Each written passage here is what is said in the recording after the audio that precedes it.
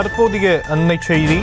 திருவேற்காடு அருகே அயனம்பாக்கத்தில் 100 சவரன் நகை கொள்ளையடிக்கப்பட்டிருக்கக்கூடிய அந்த அண்மை செய்தியை பார்த்துக் கொண்டிருக்கிறோம். விரிவான விவரங்களை செய்தியாளர் ஜெய்ஹரீஷ் வழங்க நாம் கேட்கலாம். ஜெய்ஹரீஷ், விவரங்கள். வணக்கம் ஷியாம். திருவேற்காடு அடுத்த அயனம்பாக்கம் பகுதியில ஒரு வீட்டுல 100 சவரன் நகையானது கொள்ளையடிக்கப்பட்டுள்ளது. அவர் சவுதியில் உள்ள தனியார் நிறுவனத்தில் மேலராக பணிபுரிந்து வந்தவர் ஜனார்த்தனன். இவர் தற்போது சென்னையில் உள்ளார். சென்னையில் உள்ள அவரது வீட்டில், திருவேற்காடு அயனம்பாக்கம் பகுதியில் உள்ள அவரது வீட்டிலிருந்து அவர் நேற்று வெளியே குடும்பத்தினர் சென்றிருந்த நேரம் பார்த்து கொள்ளையர்கள் அவரது வீட்டில் 100 சவரன் நகை மற்றும் 50,000 ரொக்கத்தை கொள்ளையடித்து சென்ற சம்பவம் பெரும் பரபரப்பை ஏற்படுத்தியுள்ளது.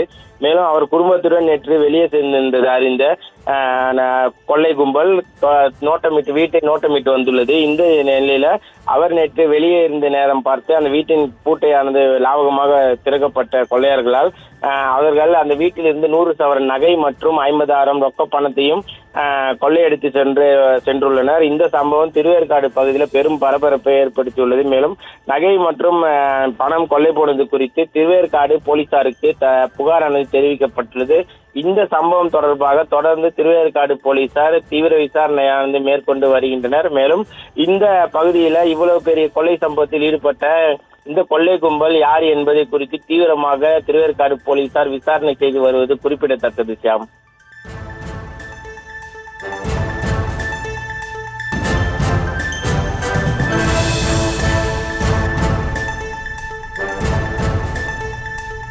திருவேற்காடு அருகே அயனம்பாக்கத்தில் உள்ள ஒரு வீட்டில் 100 சவரன் நகை கொள்ளையடிக்கப்பட்டிருக்கக்கூடிய அண்மை செய்தியை பார்த்துக் கொண்டிருக்கிறோம். ஜனார்த்தனன் என்பவருடைய வீட்டில் 100 சவரன் நகை 50,000 ரொக்கம் கொள்ளையடிக்கப்பட்டிருக்கிறது. அந்த அண்மை செய்தி வெளியாகியிருக்கிறது.